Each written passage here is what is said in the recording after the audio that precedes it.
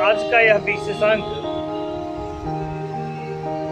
हमारे घर में हमारे प्यारे बच्चों को समर्पित है।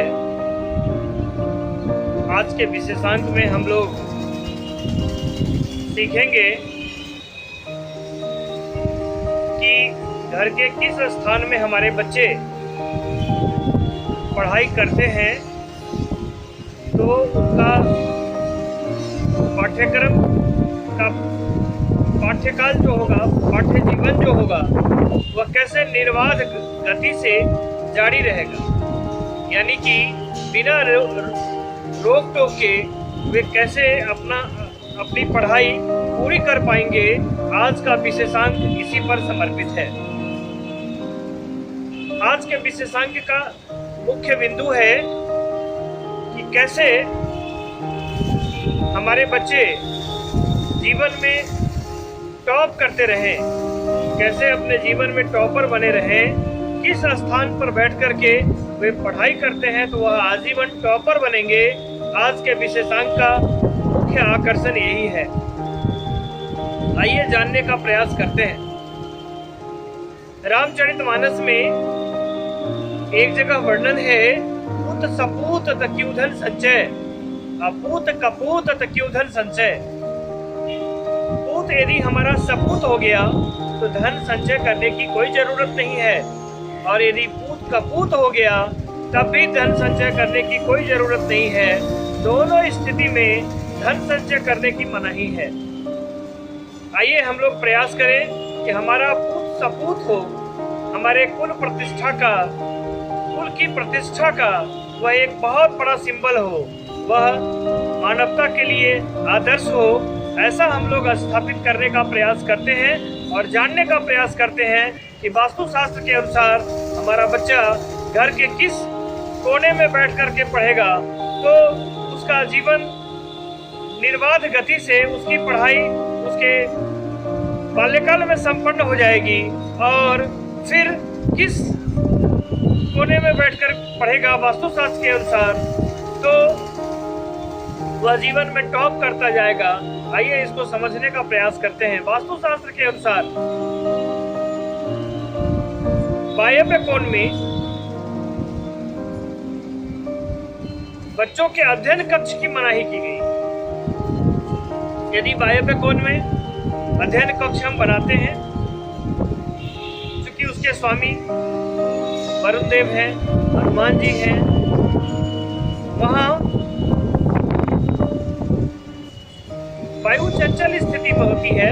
बच्चा जब पढ़ने बैठेगा तो उसका ध्यान हमेशा भटकता रहेगा, वो बहुत चंचलता को प्राप्त करेगा और उसकी पढ़ाई निर्बाध गति से नहीं हो पाएगी। वास्तुशास्त्र कहता है कि वायव्य कोण यानी कि उत्तर पश्चिम के कोने में अध्ययन कक्ष नहीं होना चाहिए। यदि हमारा बाल्य आग्नेय कोण में बैठकर पढ़ता है, जिसके स्वामी शुक्राचार्य हैं, तो बच्चा अति क्रोधी होगा, अति उग्र होगा, वहाँ उसको पढ़ने में मन नहीं लगेगा, बात बात में चिड़चिड़ापन दिखेगा, बात बात में वह गुस्सा करेगा। यह कोण भी अध्ययन कक्ष के लिए वास्तुशास्त्र में उपयुक्त नहीं माना गया।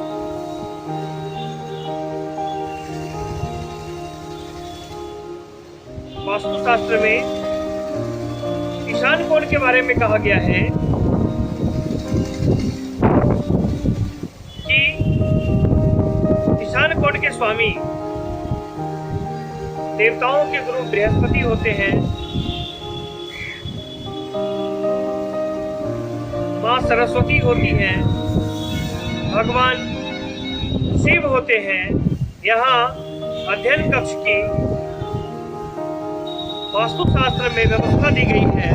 यहाँ जल तत्व का वास होता है और जल तत्व जो है वह निर्बाध गति से वह आरंभ रहता है। यदि आपका बाल्य इस कोने में बैठ करके पढ़ता है तो उसकी पढ़ाई की अवस्था तक, पढ़ाई करने की अवस्था तक निर्बाध गति से जारी रहेगी। कभी भी उसका पढ़ाई बीच में छूटेगा नहीं, कभी भी किसी तरह का व्यवधान नहीं होगा। वास्तुशास्त्र की माने तो आपका बच्चा जब तक प्राथमिक शिक्षा को प्राप्त करता है, यानी कि +2 करता है, तब तक किसी कोने में बैठ करके वह पढ़ाई करे तो उसकी पढ़ाई कभी अवरोधित नहीं होगी, उसकी पढ़ाई निर्बाध गति से जारी रहेगी।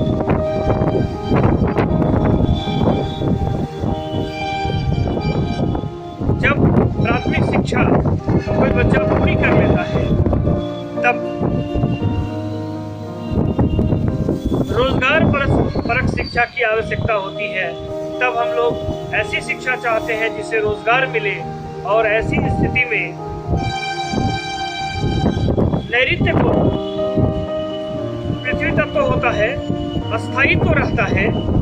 आप महसूस करेंगे ईशान कोण में पढ़ाई करने के क्रम में आप महसूस करेंगे कि कभी कभी आपको ऐसा प्रतीत होगा कि मैं इस दुनिया में सबसे ज्ञानी हूँ, मेरे पास जो जानकारी है बहुत है, और कभी कभी थोड़ी थोड़ी देर के लिए विस्मृति भी आएगी। जब आप परीक्षा में जाएंगे, आपका राइटिंग स्पीड डेवलप होने में प्रॉब्लम आएगी। ये सारी समस्या आती है जब आप ईशान कोण में अध्ययन करते हैं। ईशान कोण का केवल इतना ही प्रभाव है कि आपकी शिक्षा को अधूरी नहीं होने देगा, आपकी शिक्षा पूरी कराएगा।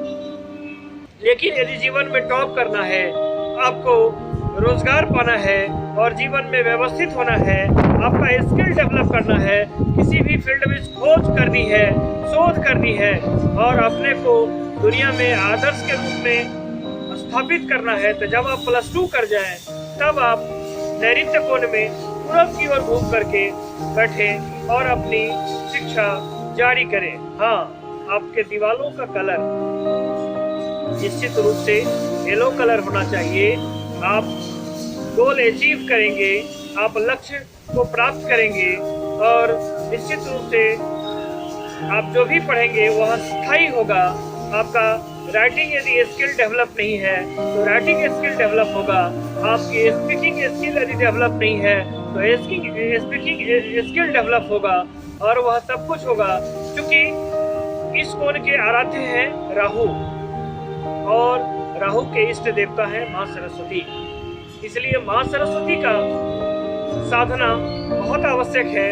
जब आप +2 कर जाते हैं, अपनी प्राथमिक शिक्षा पूरी कर जाते हैं, और जब आप उच्चतर शिक्षा के लिए, जब रोजगार की शिक्षा के लिए आप